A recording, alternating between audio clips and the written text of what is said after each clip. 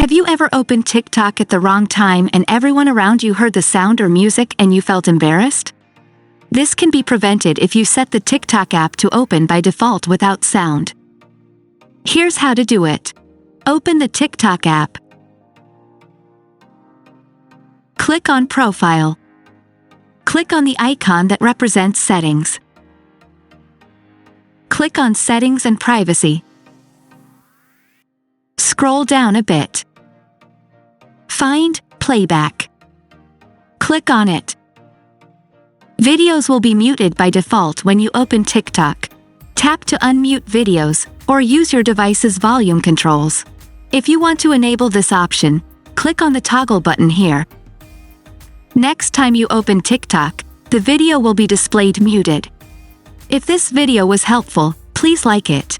Support the channel by subscribing. Thank you.